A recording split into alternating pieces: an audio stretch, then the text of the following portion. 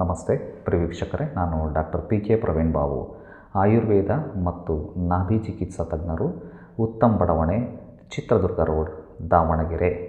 ಇವತ್ತಿನ ವಿಷಯ ಏನಪ್ಪ ಅಂತಂದರೆ ಕಷ್ಟಾರ್ಥವ, ಡಿಸ್ಮೆನೋರಿಯಾ ಅಂತ ಹೇಳ್ತಾರೆ.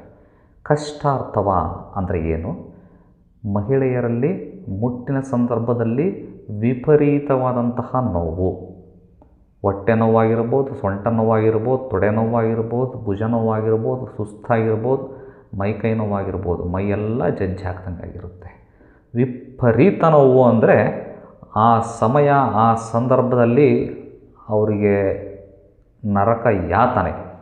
ಇಂಥ ಸಂದರ್ಭದಲ್ಲಿ ಇದು ಸರಿ ಹೋಗಬೇಕು ವಿತೌಟ್ ಟೇಕಿಂಗ್ ಎನಿ ಮೆಡಿಕೇಷನ್ಸ್. ಯಾವುದೇ ಔಷಧಿ ಬಳಕೆ ಮಾಡದಲೇ ಕಷ್ಟಾರ್ಥವ ಸರಿ ಹೋಗಬೇಕು. ಮುಟ್ಟು ಆಗಿದ್ದೇ ಗೊತ್ತಾಗಬಾರ್ದು, ಸರಾಗವಾಗಿ ಆಗಬೇಕು ಅಂತಂದರೆ ಮನೆಮದ್ದು ಏನು ಮಾಡ್ತೀರಿ? ಮುಟ್ಟು ಆರಂಭ ಆಗೋಕ್ಕಿಂತ 2 ದಿನ ಮುಂಚೆಯಿಂದನೇ ಸ್ಟಾರ್ಟ್ ಮಾಡಿರಿ. ಈಗ ನಾನು ಹೇಳ್ತಿರೋಂತಹ ಮನೆಮದ್ದನ್ನು ಸಿಂಪಲ್.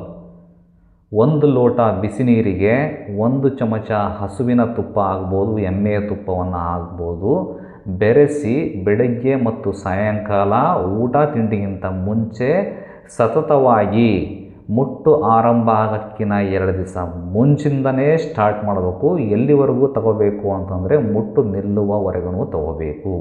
ಹೀಗೆ ತೆಗೆದುಕೊಂಡಿದ್ದೇ ಆದಲ್ಲಿ ಮುಟ್ಟು ಕಷ್ಟ ಆಗಲ್ಲ, ರಕ್ತಸ್ರಾವ ಕಷ್ಟ ಆಗಲ್ಲ, ಹೊಟ್ಟೆ ಹಿಂಡಿ ಬಿಡಲ್ಲ, ಹೊಟ್ಟೆ ಇಚ್ಕಲ್ಲ, ಗರ್ಭಕೋಶ ಒತ್ತಲ್ಪಡಲ್ಲ, ಕಾಂಟ್ರಾಕ್ಷನ್ಸ್ ಆಗಲ್ಲ.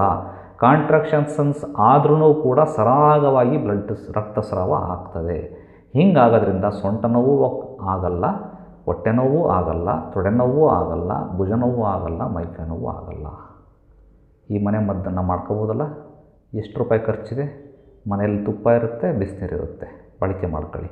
ಇಷ್ಟು ಮಾಡಿದ್ರೂ ಕೂಡ ಮುಟ್ಟಿನ ಸಂದರ್ಭದಲ್ಲಿ ವ್ಯತ್ಯಾಸಗಳು ಆಗ್ತದವೆ, ನೋವುಗಳು ಬರ್ತದವೆ, ತೊಂದರೆ ಆಗ್ತದೆ ಅಂದರೆ ಹತ್ತಿರದ ಆಯುರ್ವೇದ ವೈದ್ಯರನ್ನು ಸಂಪರ್ಕ ಮಾಡ್ಬೋದು.